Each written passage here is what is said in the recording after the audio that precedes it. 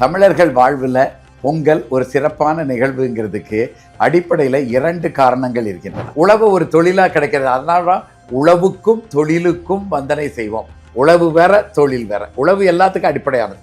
இப்போ இந்த விழா புத்தாண்டு அன்றைக்கு அறுவடை திருநாளும் அதிலே ஒட்டி தான் வருது.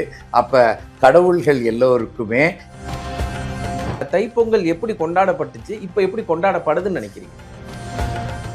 பழையன கழிதல், பழையதை போக்குறது, போக்கி விடுறது. அது போக்கி தானே தவிர போகி கிடையாது. போகி அப்படின்னா யாருன்னா அந்த நாள் துவக்கம், ஆண்டு துவக்கம் ரெண்டுமே நடக்கிறது சூரிய உதயத்தின் பொழுது. அப்போ அந்த நேரத்தில் தான் கும்பிடணும். அந்த நேரத்தில் நாள், கோள், விண்மீன்கள்லாம் என்ன நிலையில் இருக்குதோ அந்த நிலையில் கும்பிட்டு, ஒருவேளை என்னுடைய பிறப்பியல் சாதகத்தில் இருக்கிறதுக்கும் இதுக்கும் மாறுபாடு இருந்தால் என்னை ரத்தம் வந்துச்சுன்னா மகிழ்ச்சி அடைவாங்க. ஏன்னா இந்த கிராம தேவதைக்கு ரத்த காவு கொடுக்கிறது, அந்த ரத்தம் வரணுங்கிறது ஒவ்வொரு மாடு பிடிப்பிடணும் பெருமையா தான் நினைப்பாங்க. நேஷனல் ஆரோக்கியா எக்ஸ்போ அண்ட் நம்ம சென்னையில மணப்பாக்கத்தில் உள்ள ஹார்ட்ஃபுல்னஸ் இன்ஸ்டிடியூட், பாபுஜி மெமோரியல் ஆஷ்டமில் January 9 to 12. Click the link below and register. The divine Tamil நேயர்களுக்கு வணக்கம். நான் விஜய் அறிஞர் சுதன். இன்னைக்கு நம்ம கூட இருக்கிறது யாருன்னு பார்த்தீங்கன்னா, இந்து வேத மறுமலர்ச்சி இயக்கத்தோட தலைவர் சித்தர் மூங்கில் அடியார் அவர்கள் தான் இருக்காங்க. ஐயா வணக்கம். வணக்கங்க. காலங்காலமா தீபாவளி கூட ஒரு சில வீட்டில் ஒரு துக்க நிகழ்வு நடந்துச்சுன்னா அதை கொண்டாட மாட்டாங்க. ஆனால் பொங்கல் அப்படின்னா வீட்டில் ஒரு பிரேதம் இருந்தால் கூட பொங்கல் வச்சிருங்க அப்படிங்கிற ஒரு வழக்கம்லாம் நம்ம கூட இருக்கு. இந்த பொங்கலுக்கும் தமிழர்களுக்கும் உள்ள இவ்வளோ பெரிய ஒற்றுமை எப்படிப்பட்டது? பொங்கல் முன்னாடி எப்படி கொண்டாடிட்டு இருந்தோம், இப்போ எப்படி கொண்டாடி இருக்கோம்? ஏன்னா எல்லாத்துலேயும் ஒரு மாற்றம் வந்திருக்கு, இதுலேயும் கண்டிப்பா ஒரு மாற்றம் இருக்கும்ல. அதை பற்றி தான் அவங்கள்ட்ட ஒரு கேள்வியாக நான் முன்வைக்கிறேங்க. முதல்ல தமிழர்கள் வாழ்வில் பொங்கல் ஒரு சிறப்பான நிகழ்வுங்கிறதுக்கு அடிப்படையில் 2 காரணங்கள் இருக்கின்றன. ஒன்று தை 1ஆம் தேதிங்கிறது தமிழர்களோட புத்தாண்டு திருவிழா. இது தை 1, சித்திரை 1 ரொம்ப குழம்பிக்கிட்டே இருப்பாங்க. ரொம்ப எளிதாக பார்ப்போன்னா, நம்ம தமிழர்கள் சூரியனை அடிப்படையாக மாதங்களை அமைத்திருப்பார்கள். ஒரு வருடங்கிறது ஒரு தடவை சூரியனை சுற்றி வர்றது 365 நாட்கள். இதை அடிப்படையில் வச்சுருப்பாங்க. ஆனால் அந்த இப்போ தை மாதம்னு வச்சுக்கிட்டுங்களேன், அந்த இதில் ஒரு நிகழ்வு வருது. அது அந்த நிகழ்வுகள் எல்லாம் சந்திரன் அடிப்படையாக வைப்பாங்க. இப்போ ஐப்பசி மாதம் அமாவாசை அன்று தீபாவளின்னு வச்சுருப்பாங்க. ஆவணி மாதம் சதுர்த்தி, வளர்பிறை சதுர்த்தியில் 4வது நாள் வளர்பிறை சதுர்த்தியில் பிள்ளையார் சதுர்த்தி கொண்டாடி இருப்பாங்க. இப்படி ஒரு மாதத்தைக்கு ஒரு திருவிழான்னா அந்த எந்த மாதம்ங்கிறது சூரியன் அடிப்படையில் வச்சு பண்ணுவாங்க. அதுக்குள்ள எத்தனாவது நாள் கொண்டாடணும் அப்படிங்கிறது சந்திரன் அடிப்படையில் கொண்டாடுவாங்க. இதோட நோக்கம் என்னன்னா, போன வருஷம் சூரியன், சந்திரன், பூமி 3மே ரிலேட்டிவ்லி ஒரே பொசிஷன்ல இருக்கிற மாதிரி வைக்கிறது. அப்படி வைக்கிறது இல்லை. இதுல சூரியனை அடிக்கடையாக கொண்டு நாட்காட்டி வைக்கிறவங்க எல்லாருமே எல்லா நாட்களும் உலகத்துல பல நாடுகள் இருக்கு. ஐரோப்பிய நாடுகள் எல்லாமே இந்த தை மாசத்தை ஒட்டி ஜனவரி 1 இந்த 2க்கும் இடையில இந்த மாதிரி தை மாசத்தை ஒட்டி தான் சூரியனை அடிப்படையாக கொண்ட நாட்காட்டிகள் வச்சிருக்கிறவங்க எல்லாருமே கொண்டாடுவாங்க. வட இந்தியாவில் என்னன்னா சந்திரன் அடிப்படையை வச்சு கொண்டாடுவாங்க.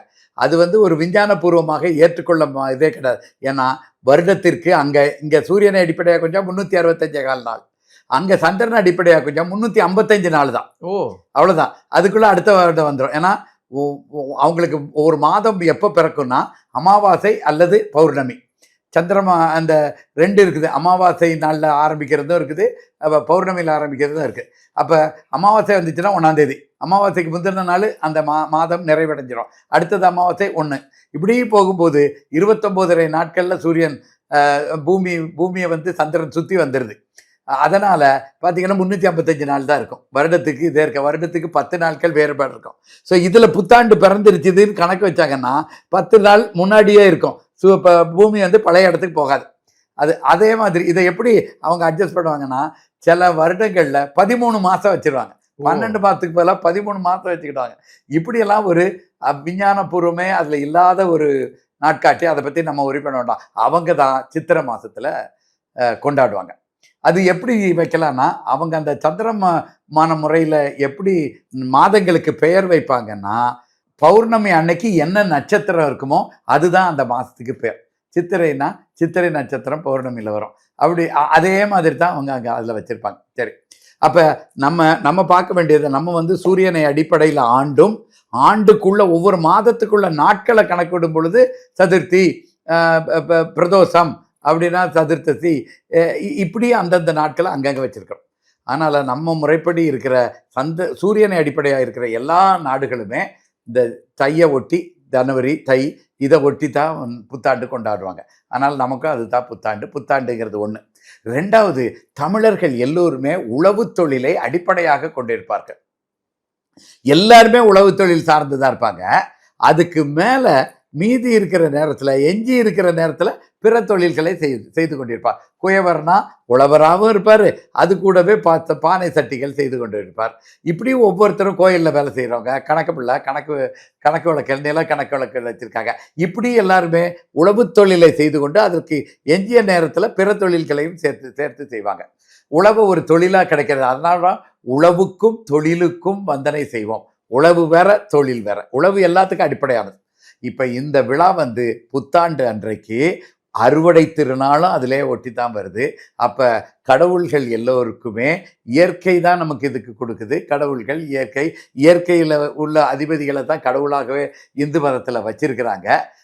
அப்படி அந்த நன்றி சொல்லும் திருவிழா, இன்னொன்று அடுத்த வருடங்களுக்கு ஆசிகள் பெற்றுக்கொள்ளும் திருவிழா, இயற்கைக்கும் நமக்கு துணை நின்றவர், உழவு தொழிலுக்கு துணை நின்றவர்களுக்கு அதுக்கு மரியாதை செலுத்தி மதிப்பு கொடுத்து வணங்கக்கூடிய திருநாள். இப்படி ஒரு நன்றி சொல்லும் திருநாள், அறுவடை திருநாள் அப்படிங்கிறது அந்த உழவு தொழிலை சார்ந்தும் இருக்கிறதுனால உங்கள் வீட்டில் என்ன நடந்துச்சுனாலும் கட்டாயமாக இதை கும்பிட்டுரு. ஏன்னா தொழிலை நிறுத்த முடியாத, சாப்பிட்றத நிறுத்த முடியாத, அந்த உழவு வேளாண்மைங்கிற ஒரு அடிப்படையை நிறுத்தவே முடியாதுங்கிறதுனால நல்லதோ கெட்டதோ அதில் மதத்தை சேர்க்கணும், சேர்க்காது இருந்தால் கூட இதை கட்டாயமாக கொண்டாடுங்கிறதுக்கு காரணம் அதுதான். ஒன்று புத்தாண்டு, இன்னொன்று உழவு தொழில். ஆனால் மற்ற நாடுகளில் அந்த மதத்தை சார்ந்தவங்க அதை கொண்டாட மாட்டாங்க. ஆனால் தமிழ்நாட்டில் பார்த்தீங்கன்னா கிறிஸ்தவர்கள், முஸ்லீம், அப்புறம் இந்துக்கள் எல்லாரும் சேர்ந்து சமத்துவ பொங்கல் அப்படிங்கிற ஒரு விஷயத்தை இங்கே பண்ணுற விஷயம் இருக்குல்ல, இதை எப்படி பார்க்குறீங்க? அதாவது தமிழர்கள் எப்பவுமே சமத்துவதாகவும் சகோதர தத்துவமாக தான் எல்லாத்தையுமே வடிவமைத்தார்கள். தமிழர்கள் அந்த அந்த கருத்துக்கள்லையும் சமூக அமைப்புகள்லையும் பார்த்திருந்தீர்கள்னா பெரும்பாலான திருமணங்கள் காதல் திருமணங்களாக தான் இருக்கும். சாதி ஏற்றத்தாழ்வுங்கிறது பிற்காலத்தில் வந்தது தான். அடிப்படையில் ஒரு சொலவடை உண்டு. கள்ளர் மறவர் மெல்ல மெல்ல அகமுடையார் ஆயினரே.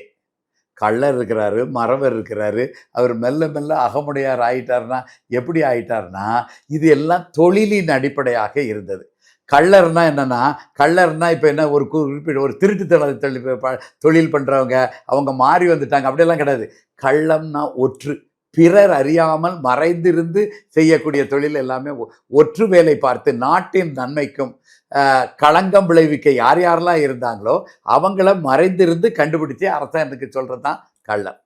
ஆச்சா, அவங்க கொஞ்ச நாள் அப்படியே இருப்பாங்க, மக்கள் யாருக்கும் தெரியாது, இவர் தான் தகவல் சொல்கிறாருன்னு தெரியாது, நாட்டையும் ஊரையும் காப்பாற்றுறவங்க. கொஞ்ச நாள் கழிச்சு தெரிஞ்சிடலாம், இவனுக்கு தெரிஞ்சிச்சுன்னா அங்கே வந்துடுது அப்படின்னு கொஞ்சம் கொஞ்சமாக அந்த கொஞ்ச நாள் பல வருடங்கள்ல அது தெரிஞ்சிடும். தெரிஞ்ச பிறகு அவர் நேரடியாக மறவராக இருந்து அந்த போர் தொழிலில் நேரடியாக அரசுக்கு துணை நிற்பார். கோட்டையை காவல் காக்கிறது, ஊரை காவல் காக்கிறது இருப்பார். அதுக்கு பிறகு கொஞ்ச நாள் வயசாயிருச்சுன்னா அவர் என்ன செய்ய முடியும், நேரம் வெளியில் போய் போரிட முடியாது. அப்போ அகமுடையார்னா கோட்டைக்குள்ளே இருந்து செயல்படுவார். அப்போ இதெல்லாம் சாதி பொருட்கள் எந்த வேலை செய்கிறார்களோ அந்த பேரில் வச்சு தான் இருக்குது. அப்போ தமிழர்கள்னு எடுத்துக்கொண்டாலே சமத்துவமாகத்தான் எல்லா வேலைகளையும் எப்பவுமே இருந்து கொண்டிருக்கிறார்கள். நம்ம நிறைய சங்க பாடல்களில் பார்த்தீங்கன்னா அந்த அந்த சாதிங்கிறது ஒன்று குறுக்க இருக்கவே இருக்கா. ஏழை பணக்காரன்னு அப்பப்போ குறுக்க வந்தால் கூட எல்லா காதலர்கள் எல்லோருமே திருமணம் புரிந்து கொண்டதாகத்தான் அந்த நிகழ்ச்சியை கொண்டு போவாங்க. அதனால் தமிழர்களை பொறுத்தளவில் அந்த ஏற்றத்தாழ்வுங்கிறது எப்பவுமே இருந்ததில்லை. இப்போ வேற்று மதத்தவர்கள் இன்னைக்கு தான் மாறி இருக்கிறாங்க. அவங்க அடிப்படையில நீங்க போய் பாருங்க, எந்த எந்த ஊர்லயாவது கொடியேற்றம், ஒரு விழான்னா வேளாங்கண்ணி திருவிழான்னா கொடியேற்றம் வச்சுக்கிட்டாங்க. அதே மாதிரி தான் நாகூர்ல தர்கா வழிபாடுங்கிறது இஸ்லாமே ஏற்றுக்கொள்ளாது. அது அல்ல, இறைவனுக்கு தவிர வேற எதுக்கும் இணை வைக்கக்கூடாது, வேற எதுக்கும் தலைவணங்கக்கூடாது. ஆனா நம்ம மக்கள் எளிதா இயல்பா அதை எடுத்துக்கிட்டாங்க. இந்துக்கள் எல்லாம் தர்காவுக்கு போவாங்க, வேளாங்கண்ணிக்கு போவாங்க. இது எல்லாம் ஒண்ணுக்குள்ள ஒன்னாவே, அதாவது அந்த பழக்க வழக்கங்களை விட்டுவிட முடியவில்லை. இந்த சமத்துவம் எல்லாத்துக்குள்ளேயுமே இருக்குது. இது மதம் கடந்து கூட இதுல சிறப்பா இருக்கிறத நம்ம பாராட்டத்தான் செய்யணும். அதனால இது ஒன்றும் வியப்புக்குரிய ஒரு செயலே இல்லை. எளிதாக இது செய்யக்கூடியதான். தமிழர்கள் எப்பவுமே வந்தாரை வாழ வைப்பது போல எந்த கருத்துக்களையும் ஏற்றுக்கொள்ள, எங்க மாறினாலும் தமிழர்கள் அந்த பழைய பண்பாட்டையும் மரபுசார் பழக்க வழக்கங்களையும் எடுத்துக்கொண்டார். என்ன இடையில இந்த புதுமைங்கிற பேர்ல இடையில வந்த சில பழக்கங்களையும் வச்சு பிடிச்சிக்கிட்டு இருக்கிறாங்க. விரைவில் அதுல இருந்து வெளியே வந்துருவாங்கன்னு நம்பலாம். நீங்க சொன்னீங்க இடையில ஒரு பழக்கம் வந்துருச்சு, அதை பிடிச்சிக்கிட்டு இருக்காங்கன்னா, எந்த விஷயத்த இவங்க தைப்பொங்கல் எப்படி கொண்டாடப்பட்டுச்சு, இப்ப எப்படி கொண்டாடப்படுதுன்னு நினைக்கிறீங்க? முதல் விழா தைப்பொங்கல்ல முதல் விழாங்கிறது போகி விழா இல்லையா? அது நீங்க எப்படி சொல்லுவீங்க? போகி அப்படித்தான் சொல்லுவோம். தவிர போக்கி போனா கிடையாது. அதாவது பழையன கழிதல், பழையதை போக்குறது, போக்கி விடுறது அப்படின்னு சொல்றது இருக்கு இல்லையா? அது போக்கி தானே தவிர போகி கிடையாது. போக்கி தானே போக்கு, POKI தானே போக்கி விடுறது. அங்கிறது போகின்னு வந்துச்சுது. BOGHI ஜியும் வருது, போகி. அப்படின்னா இந்த போக்குறதுக்கும் பழையன கழிறதுக்கும் இந்த தமிழர்கள் மரபுக்கும் தொடர்பே கிடையாது. அது இப்ப பிடிச்சுக்கிட்டது. போகி எழுதி இல்ல போகி இருந்தது. அதுல பழைய பொருட்கள் எல்லாம் போடணும், எரிக்கணும், டயர் எரிக்கணும், அந்த சுற்றுச்சூழல் எல்லாம் மாசுபடுத்து அது கிடையாது. தமிழர்கள் எப்பவுமே பழைய இந்த புது வருடம் வருது, அப்ப பழசு இருந்துச்சுன்னா வெளியே போடத்தான் செய்வாங்க. இப்ப புது அந்த காலத்துல நான் இப்பெல்லாம் ஸ்னோசம், அந்த வெள்ளை அடிக்கிறது, வண்ணம் தீட்டுதல், வீட்டுக்கு வண்ணம் தீட்டுதல்ங்கிறது பல உயர்ந்த அதிகமான செலவாயிருச்சுது. 7 வருடம் 10 வருடம் அதெல்லாம் தாங்குது. அப்பெல்லாம் புதியெல்லாம் பொங்கலுக்கு முன்னாடி வீட்டுக்கு வெள்ளை அடிச்சிருவாங்க. அது சின்ன குடிசையாக இருந்தாலும் சரி, பெரிய இருந்தாலும் சரி, அந்த வெள்ளை அடிக்கிறது அது 1 வருஷத்துக்கு தாங்கும். 2வது வருஷத்துக்குள்ள அது அழுக்காயிரும். அதனால வெள்ளை அடிப்பார்கள். வெள்ளை அடிக்கும் போது வீட்டை ஒதுங்க வைப்பாங்க.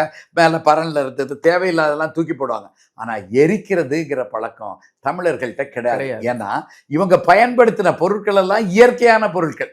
இன்னைக்கு மாதிரி ரப்பர், நெகிழி, பிளாஸ்டிக் இந்த மாதிரி பொருட்கள் அந்த காலத்துல பயன்படுத்துறதே கிடையாது. எல்லாம் இயற்கை சார்ந்த பொருட்கள். அப்ப கொஞ்சம் சில பொருட்கள் வேண்டாம்னா அவங்க எருக்கடங்குன்னு அவங்களே வச்சிருப்பாங்க, அதுக்குள்ள தூக்கி போட்டுருவாங்க. இல்லைன்னா அந்த மண்ணில் இதில் தூக்கி போட்டுருவாங்க. எருக்கடங்கில் போட்டாங்கன்னா அது எல்லாத்தையும் அப்படியே மக்க வச்சு அடுத்த வருஷத்துக்கு இயற்கை உரமாக பயன்படுத்திடுவாங்க. அப்படித்தான் தூக்கி போடுற வழக்கம் இருந்துச்சு. இதை மாதிரி எரிச்சு ஒரு விழா கொண்டாடணுங்கிறது கிடையாது. ஆனா அது எப்படி வருதுன்னா, போகி அப்படின்னா யாருன்னா, போகத்தில் வாழ்ந்து திளைக்கக்கூடிய கடவுள் இந்திரன். தேவலோகத்துல தேவர்கள் எல்லாரும் போகத்துல தான் திளைத்திருப்பார்கள். அந்த போகத்துல திளைத்திருந்து வரக்கூடிய கடவுள் இந்திரன், அதோட தலைவர். இந்திரன் மழைக்கு அவர் தான் அதிபதி. உழவு தொழிலுக்கு அடிப்படை மழை தான். நமக்கு மாதம் மும்மாரி பொழிகிறதா, இதெல்லாம் அது மும்மாரி பொழிஞ்சுன்னா அதை ஒட்டி எல்லாமே நல்லா சிறப்பா வந்துடும். அந்த மாதிரி மழைக்கு அதிபதியாக இருக்கக்கூடியவர் இந்திரன். எல்லாரும் சொல்லுவாங்க மழைக்கு அதிபதி வருணன். அது எப்படின்னா, அந்த பட்டியல் எப்பப்போ மழை வரணும், எப்படி வரணுங்கிறத ஒரு உத்தேச பட்டியலை அவர் கொடுத்துறார், இந்திரன் கொடுத்துறார். அதை ஒட்டி கொஞ்சம் முன்ன பின்னா இருக்கிறத வச்சு இவங்க பூசை பண்றதை வச்சு சரியா கொடுக்கக்கூடியவர் வருணன். இந்திரனோட அடிப்படையில் இருக்கிறத வச்சு தான் இவர் செயல்படுறார்.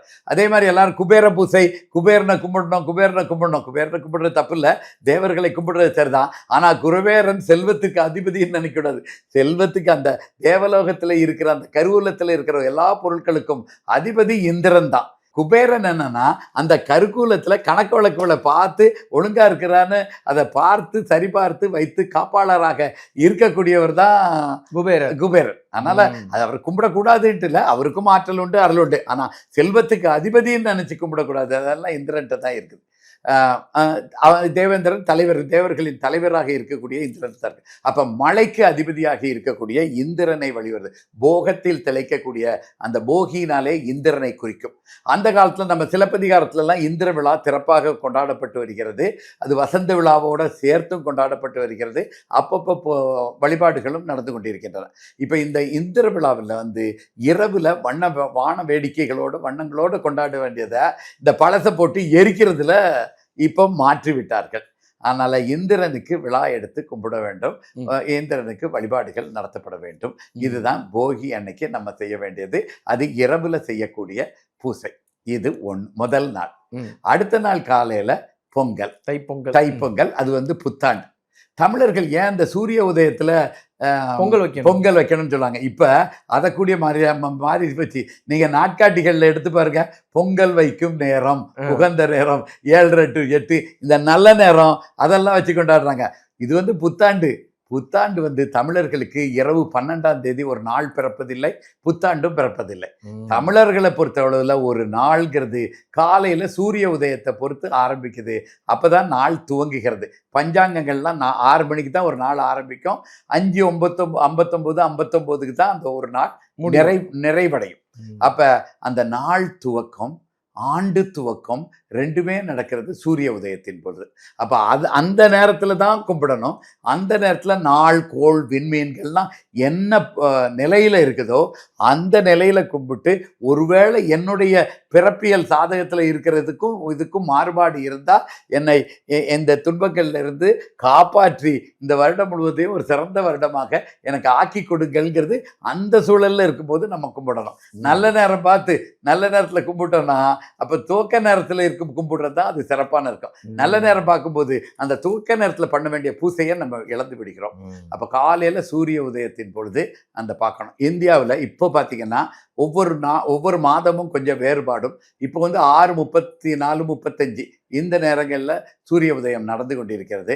அப்போ நம்ம எப்போ கும்பிடணும்னா காலையில் ஒரு 6:15 6:45 அந்த பால் பொங்கலாக இருந்தாலும் சரி, சர்க்கரை பொங்கலாக இருந்தாலும் சரி, அந்த பொங்குற நேரத்தை வச்சுட்டு சூரியனுக்கு மஞ்சள் குலை, இஞ்சி, கரும்பு எல்லாத்தையும் வச்சு அந்த வழிபாடு நடத்த வேண்டியது அந்த 6:30, 35 ஒட்டி அந்த நேரத்தில் பண்ணோன்னா நல்லாயிருக்கும். அதுக்கு முன்னாடி அந்த பொங்கலை பொங்க வச்சு நம்ம கொண்டாடினோன்னா நல்லாயிருக்கும். நம்ம எப்படி கொண்டாடினா கிழக்கு திசையை பார்த்து சூரியன் கண்ணுக்கு தெரியுதோ இல்லையோ, காலையில் தை மாதம் நிறைய பனியாக இருந்துச்சுன்னா நமக்கு அது தெரியக்கூட தெரியாது. இருந்தாலும் பரவாயில்ல, இந்த சூரியன் அங்கே இருக்கணும், அதுக்கு முன்னாடி பானை இருக்கணும், இங்கே வச்சு கும்பிடுற நிலைமை நம்ம இதுதான் கொண்டாடும் நேரம், கொண்டாடும் நிறை. இப்போ கேலண்டரை பார்த்துட்டு 7:30 மணி 9:30 மணிக்கெல்லாம் கும்பிட்டுட்டு இருந்தேன்னா அது சூரியன் ஆண்டு துவங்கி எங்கேயோ போயிருச்சுது. அது முறையானதாக இருக்காது. இது ஒன்று இப்போதைக்கு நம்ம மாற்றி வச்சிருக்கிறோம். இப்போ அடுக்ககம் அடுத்து மாறினது முந்தியெல்லாம் எல்லார் வீட்லேயும் முற்றம் இருக்கும். அது நம்ம நினைச்ச நேரத்துக்கு பொங்கும். ஏன்னா எதை வச்சுன்னா ஓலை, பனை ஓலை, தென்னை ஓலையை வச்சு போடுவோம். ஸோ நம்ம இப்போ ஒரு 5 நிமிஷத்தில் வேணும்னா கூட கொஞ்சம் ஓலையை பார்த்தா தடுத்து பொங்கிடும். இப்போ கொஞ்சம் நேரம் ஆகணும்னா அதை கொஞ்சம் இறக்கி வைக்கணும். இப்போ கேஸில் அது பழக்கம் வந்துருச்சுன்னா அது நல்லா இருக்கும். ஆனால் முற்றம்ங்கிறது இல்லாமல் போச்சுது, சூரியனை பார்க்கறதுங்கிறது இல்லாமல் போச்சுது. உங்களால் முடிஞ்சிச்சுதுன்னா சில இடத்துல அந்த இதில் வைக்கலாம். சில பேர் இந்த பால்கனிலெல்லாம் ஒரு சின்ன உட்கார்றதுக்கு இதெல்லாம் போட்டிருப்பாங்க, அங்கே வச்சு கிழக்க கும்பிட முடிச்சுன்னா இல்லை சில பேருக்கு மொட்டை மாடியில் வைக்கலாம். இல்லைனாலும் பரவாயில்ல, கிழக்கு திசையை பார்த்து இந்த பூசை அறையில் சாமி இருக்கும், அதுக்கு பின்னால் கிழக்கு இருக்கும். சாமி கிழக்கு பக்கத்தான் பார்த்து கொண்டு இருக்கும். நீங்கள் இந்த இதையும் கிழக்கு பார்க்க வச்சுட்டு நம்ம கும்பிட்டோன்னா நம்ம பக்கத்தில் இருந்து இந்த பக்கம் சூரியன், இந்த பக்கம் கடவுள்னு வச்சுட்டு நம்ம கும்பிட்டு வச்சோன்னா அதுவே ஒரு சிறப்பான வழிபடும் முறையாகவும் இருக்கும். இப்போ இது பொங்கல் நம்ம கொண்டாடுறோம். அடுத்து மாட்டுப்பொங்கல். சூரியனுக்கு வழிபட்டு பண்ணியாச்சுது. இந்திரன், மழை, இது ரெண்டும் அடிப்படை வந்துருச்சுது, வாழ்க்கைக்கே வந்துருச்சுது. அடுத்தது 3வது இந்த உழவு தொழிலுக்கு எதெல்லாம் துணை நிற்கிறதோ, ஆடு, மாடு, கோழி, மாடு எல்லாமே தான் நம்ம வச்சு அதற்குண்டான ஒரு மதிப்பை கொடுத்து வழிபாட்டை நடத்தி, அதற்குண்டான ஒரு சிறப்பை வழங்கி, அதற்குண்டான வழிபாடுகளை நடத்தி, அதை நல்லா குளிப்பாட்டி, அந்த மாடு சாணத்தை எல்லாத்தையும் அந்த தொழு எல்லாத்தையும் சரி பண்ணி அதில் சாம்பிராணி எல்லாம் போட்டு, இது அப்போ தான் பண்ணுவாங்கன்ட்டு இல்லை, வாரம் பண்ணத்தான் செய்வாங்க. அந்த குடியானவர்கள் வீட்டில் அது பார்த்தீங்கன்னா நல்ல சாம்பிராணி எல்லாம் தெளித்து அந்த அந்த நாற்றம் இல்லாத அளவுக்கு நல்லபடியாக அதை சரியாக வச்சுருப்பாங்க. ஸோ அதை வந்து நல்லா குளிப்பாட்டி, மாட்டை குளிப்பாட்டி, அதற்கு பிடித்தமானதெல்லாம் வச்சு போட்டு அந்த கிழங்கு கிழங்கு எல்லாத்தையும் மாட்டுக்கு கூட போடத்தான் செய்வாங்க. மனிதர்களும் சாப்பிடுவாங்க. பனங்கிழங்கு இதெல்லாம் எடுத்து நல்லபடியாக அந்த துணை நிற்பவர்களுக்கு மரியாதை செய்யும் ஒரு திருவிழா. இப்போ இதுலேயே என்ன செய்வாங்கன்னா, அறுவடை நேரத்தில் தமிழர்கள் ஒரு சிறப்பானதை பண்ணுவாங்க. என்னன்னா, அந்த கிராம தேவர் தேவதை கோயில் இருக்கும் பார்த்தீங்களா, ஒவ்வொருத்தரும் அவங்கவங்க வசதிக்கேற்ப எவ்வளவு நிலம் வச்சிருக்காங்களோ அவ்வளோக்கு நெற்கதிர்களையோ அந்த சோளமோ எது இருந்தாலும் சரி, அதை வந்து அங்கே ஏதாவது மரம் இருக்கும், வேப்ப மரம் இருக்கும், அரச மரம் இருக்கும், அதில் கெட்டி கெட்டி கெட்டி கெட்டி கெட்டி தொங்க போட்டுறாங்க. அப்போ நிறைய பறவைகள் வந்து பறவைகளை நம்ம வீட்டில் வச்சு வளர்க்குறட்டி கூட பறவைகள் வந்து அந்த எல்லாத்தையும் சாப்பிட்டுட்டு போகும். சில இடத்துல நல்லா உருண்டை மாதிரி வைக்கலை செஞ்சு அதில் ஒரு குழி மாதிரி பறித்து நிறைய தானியத்தை அப்படியே போட்டு விடுவாங்க. பறவைகள் அதில் உட்காந்து சாப்பிடும். அதனால் பறவைகளும் உழவு தொழிலுக்கு ரொம்ப அவசியமானது. விட்டில் இந்த மாதிரி பூச்சிகள் எல்லாம் சாப்பிட்டு நமக்கு உழவனுக்கு துணை நிற்கிறது. அப்படி எல்லாத்துக்கும் துணை நிற்கிற உயிரினங்கள், பயிரினங்கள் எல்லாத்தையுமே நம்ம போற்றி பாதுகாத்து நம்ம அந்த விழா நடத்துறது தான் மாட்டு பொங்கல் அன்று. இன்னொன்று இருக்குது, அந்த ஏறு தழுவுதல் எனப்படும் ஜல்லிக்கட்டு. அதுவும் அன்றைக்கு தான் நடக்கும். ஏன்னா அதுவும் நீங்கள் பார்த்தீங்கன்னா, நம்ம என்னமோ ஏறு தழுவுதல் ஏதோ ஒரு மைதானத்தில் தொலைக்காட்சியிலலாம் நம்ம பார்த்துருப்போம். ஒரு மைதானத்தில் இருக்கும், அரசாங்கம் கெடுபடியெல்லாம் வச்சுருப்பாங்க, வேலியெல்லாம் போட்டிருப்பாங்க, மேலே இருந்து பார்த்துக்கிட்டு இருப்பாங்கன்ட்டு. அதில் முக்கியமானதுதான் எல்லாமே ஒரு கிராம தேவர் தேவதை கோயிலில் தான் இருக்கும். அந்த மைதானமே அந்த கோயிலில் தான் இருக்கும். அந்த கோயிலுக்கு தான் முதல்ல பூசை பண்ணி மாடு அவுத்து விடுவாங்க பார்த்தீங்களா, மாடி அந்த கோயில் காளையத்தான் அனுப்பி விடுவாங்க. யாரும் பிடிக்க மாட்டாங்க. அதுதான் அந்த கோயில் கடவுளுக்கு மரியாதை செய்யணும்ட்டு அந்த இதை மட்டும் யாரும் பிடிக்கணும்னு முயற்சி செய்ய மாட்டாங்க. 1-2 பேர் பிடிச்சா கூட அந்த கோயில் காளையை பிடிக்கிறதுங்கிறது அது எளிதாக இருக்காது, பொதுவாக பிடிக்கவும் மாட்டாங்க. இது வந்து அந்த கிராம தேவர் தேவதைக்கு செய்யும் மரியாதை. அந்த கடவுள் அதுவுமே ஒரு நன்றி தெரிவிக்கும் விழா தான். இந்த கிராம தேவர் தேவதை தானே நமக்கு வழி அந்த பாதுகாக்கும் கடவுளாக இருந்து அருள் புரிந்து நமக்கு கொடுக்கறதெல்லாம் அந்த கிராம தேவர் தேவதை தான். அதனால அங்க வச்சு கொடுப்பாங்க. அங்க வச்சு அதுவுமே ரத்தம் வந்துச்சுன்னா மகிழ்ச்சி அடைவாங்க. நீங்க பாத்தீங்கன்னா, ஏன்னா இந்த கிராம தேவதைக்கு ரத்த காவு கொடுக்கிறது. இந்த எனக்கு ஏதாவது துன்பங்கள் வரப்போறதா இருந்தா கூட, எவ்வளவு பெரிய துன்பமாக இருந்தாலும் சரி, அந்த துன்பத்தை குறைச்சி எனக்கு வழங்குறதுக்கு இந்த இதை வழங்குகிறேன் அப்படிங்கிற மாதிரி அந்த ரத்தம் வரணுங்கிறத ஒவ்வொரு மாடுபிடி வீரனும் பெருமையா தான் நினைப்பாங்க. இந்த தடவை ரத்தம் வந்துருச்சு நல்லதுன்னு தான் நினைப்பாங்க. இப்ப ஜல்லிக்கட்டுன்னு நம்ம சொல்றோம். இந்த ஏறு தழுவுதல்ல 2 இருக்குது. இப்போ ஜல்லிக்கட்டுன்னா என்ன பொருள்? ஜல்லிக்கட்டுன்னா அது வடமொழிச்ச எழுத்து ஜானாவை பயன்படுத்துகிறோம், அது தவறு. இப்போ இதெல்லாம் புதுசாக நுழைஞ்சது. சல்லிக்கட்டு, சல்லிக்கட்டு. சல்லின்னா அந்த நாணயங்கள், ரூபா நோட்டு இருக்குல்ல, அது மாதிரி நாணயங்களுக்கு பேர் தான் சல்லி, சல்லிக்காசு. அப்போ பெரிய பெரிய மாடுகள், அது வீரர்களால் அடக்கப்படக்கூடிய, அதுக்குன்னே வளர்க்கக்கூடிய பாரம்பரிய மிக்க மாடுகள்லாம் அங்கே கோயிலுக்கு போயிடும். அது இல்லாமல் வீட்டில் ஒருத்தர் வளர்க்குறாரு, சும்மா வளர்க்குறாரு, அதுக்கு மாடுபிடி இதெல்லாத்தையும் ரொம்ப தெரியாது. இருந்தாலும் அந்த மாட்டையும் எடுத்து எல்லாம் அந்த மாடுபிடி வீரர்களுக்கு மட்டுமே ஒரு வீரத்தை பூத்தா போறாரு. இங்கே பயிற்சி எடுக்கணும் இல்லையா, இந்த சின்ன பசங்கள்லாம் போய் பயிற்சி எடுக்கணும் இல்லையா. இவங்க இப்போ பயிற்சி எடுத்தா தானே அப்போ கொஞ்சம் வந்த உடனே அங்கே போவாங்க. அந்த பயிற்சி எடுக்கும் விதமாகவும் இந்த வீட்டில் இருக்கிற எல்லா விதமான மாட்டுக்கு மதிப்பு கொடுக்கும் வண்ணமும், அந்த குழந்தைகளுக்கு அதில் ஒரு ஆர்வத்தை தூண்டும் வண்ணமும் என்ன செய்வாங்கன்னா, சல்லி காசு, அந்த அவரால் அந்த உளவாளியால் என்ன உழவு தொழில் புரிவரால் என்ன முடியுதோ அந்த அளவுக்கு சல்லிக்காசை எடுத்து கைப்பிடி அளவுக்கு எடுத்து அதை ஒரு மஞ்சள் துணியில் கட்டி நல்லா முடிச்சு போட்டு மாட்டு கொம்புல கட்டி விட்டுறார். இப்போ இது பாட்டு மாட்டை திறந்து விட்டுறாரு. இன்னைக்கு முழுவதும் அது அங்கெல்லாம் சுற்றி வரும். யார் வேணாலும் எந்த பையன் வேணாலும், பெரும்பாலும் பெரிய பெரிய மனிதர்கள்லாம் இதை போய் அடக்க மாட்டாங்க. சின்ன பசங்க தான் பயிற்சி எடுத்துக்கிட்டு கடாட்டு விடுவாங்க. இவங்க கஷ்டப்பட்டு போட்டு பிடிச்சி 4 பேர் 5 பேர் சேர்ந்து படித்து அந்த ஜல்லிக்கட்டில் அந்த காசை எடுத்து யாரெல்லாம் சேர்ந்தாங்களோ எல்லாரும் சேர்ந்து அன்றைக்கு ஒரு தின்பண்டங்களோ இல்லை எங்கேயோ போகிறதோ வாரதோ அதுக்குண்டான செலவுகளுக்கு அதை பயன்படுத்தி கொள்வார்கள். இது ஒரு கூட்டுறவு ஒற்றுமை அதையும் வெளிப்படுத்துது. இது சிறுவர்களிலிருந்தே அந்த வீரத்தையும் அந்த மரபையும் காக்கக்கூடிய பண்புகளை வெளிப்படுத்துது. இதுதான் சல்லிக்கட்டு தான், பின்னால ஜல்லிக்கட்டா மாறிடுச்சு, இப்படி மாறி. இதெல்லாம் கால வெள்ளத்துல மாற்றக்கூடியது. அடுத்து காணும் பொங்கல். காணும் பொங்கல் எதை போய் காணுறோம்? அது ஏன் காணும் கன்னி பொங்கல்னு சொல்லுவாங்க, கன்னி பொங்கல் சொல்லுவாங்க, காணும் பொங்கல் சொல்லுவாங்க. இந்த கன்னி பொங்கல் காணி பொங்கல் ஏன் வச்சாங்க?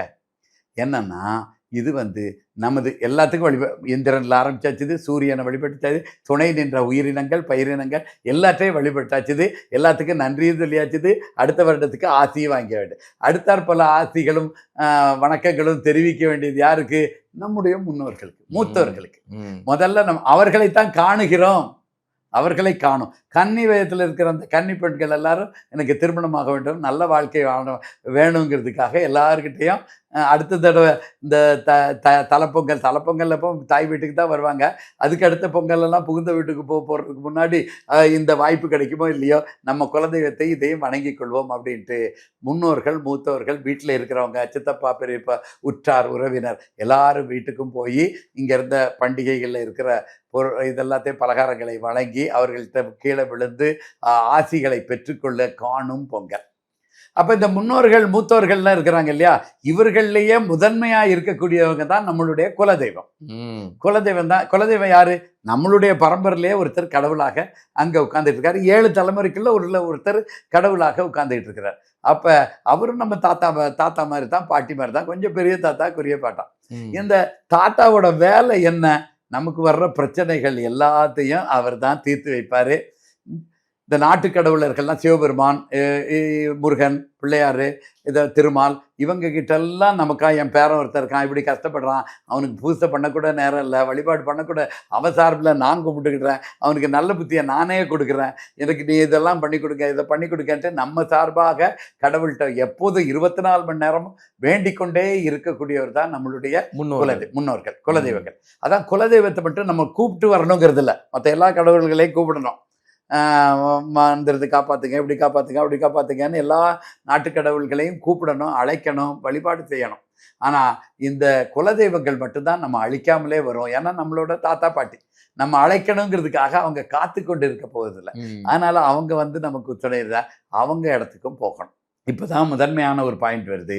தமிழர்கள் எப்பவுமே நம்ம குலதெய்வங்களையும் குடும்ப ஆண்டவர்களையும் வழிபடுற முறை ஆடு கோழி கொடுத்து தான் பண்ணுவாங்க. இதுல பாத்தீங்கன்னா கரி நாள் அப்படின்னு. இப்ப பாருங்க, நம்ம இந்திரனை வழிபடுறது, இந்த சூரியனை வழிபடுறது, முன்னோர்களை பார்க்கறது, இதெல்லாம் ஒண்ணுக்கு உதவாத நாள்லையா பண்ண போறோம்? கண்டிப்பா. கரி நாள்னா ஒரு வெட்டியான நாள், அது பயனுக்குள்ளத நாள் இல்லை, அந்த நாள்ல நல்லது எதையுமே செய்யக்கூடாது, இவ்வளத்தையும் சொல்லி வச்சிருப்போம். கரி நாள்னா அப்படி பொருள் கிடையாது. கரிநாள்ங்கிறது இந்த வருடம் பார்த்தீங்கன்னா மாட்டு பொங்கல் அன்னைக்கு கரிநாள் தான், அதுக்கடுத்த காணும் பொங்கல் 2 நாளும் கரிநாள் தான். சில நேரத்தில் ஒரு நாள் தான் கரிநாள் வரும். இந்த கரிநாள்ங்கிறது இந்த பொங்கலை ஒட்டி மட்டும் வராது, குறிப்பிட்ட தேதிகளில் தமிழர்கள் பஞ்சாங்கத்தில் கரிநாள் வரும். அது எதை வச்சுன்னா ஒரு குறிப்பிட்ட கோணத்தில் அந்த சூரியனின் கதிர்கள் விழுற நாட்கள் எல்லாமே அது ஒரு சிறப்பான நாட்கள், சிறப்பான வழிபாட்டுக்குரிய நாட்கள். அதில் கரிநாள்ங்கிறது இந்த அடுப்பு கறிக்கு வர கரிங்கிற மரத்துக்கு வர இடைநறையை போடுகிற வல்லினரான கரி நாள். முன்னோர்கள் பூசை பண்ணும் பொழுது நமக்கு என்ன செய்யணும்னா கறி, அந்த பலிகள் கொடுக்கிற வழக்கம் எல்லா கோயில்கள்லையும் பழக்கம் உண்டு. தமிழர்களோட கோயில், ஐயனார் கோயில், அம்மன் கோயில், குலதெய்வம் கோயில், மொட்டை அடித்து காது கொடுத்தோம்னா கறிச்சோறு தான் போடுறது தான் நம்மளுடைய வழக்கம். அந்த கறி நாள் தான் இது. நம்ம முன்னோர்களுக்கு நம்ம வீட்டில் செஞ்சு படையல் வைப்பாங்க, படையல் வைக்கணும். அதே மாதிரி குலதெய்வம் கோயிலுக்கும் பங்காளி எல்லாரும் சேர்ந்து சொந்தக்காரர்கள் எல்லாரும் சேர்ந்து அங்கே படையலிட்டு அங்கே வழிபாட்டு செய்ய வேண்டும். அப்புறம் அதை முடித்த பிறகு, வழிபாடுகள் எல்லாம் முடித்த பிறகு கொஞ்சம் ஓய்வு எடுத்துட்டு சாயங்காலத்துக்கு மேலே ஏரிக்கரை, ஆற்றங்கரை, குளத்தங்கரை, இல்லை பெரிய கோயில்களே பெரிய வளாகங்களோடு நந்தவனத்தோடு இருந்துச்சுன்னா அங்கே போகலாம். எங்கேயாவது ஒரு ஊருக்கு ஒரு இடம் வச்சுருப்பாங்க, அங்கே போவாங்க. அங்கே போய் மகிழ்ச்சியோடு இருப்பவர்கள் மகிழ்ச்சியோடு இருப்பார்கள், இணை துணை தேடிக்கொள்பவர்கள் இணை துணை தேடிக்கொள்ளலாம். இப்படிங்கிறதுக்கு ஒரு மகிழ்ச்சியான விழாவாக இந்திரனில் ஆரம்பித்து போகியில் ஆரம்பித்து அதே போகத்தை நம்மளும் இந்த வருடம் முழுவதும் சொல்லணுங்கிறதுக்காக அந்த விழாவை கொண்டாடுறது தான் அந்த காணும் பொங்கல்.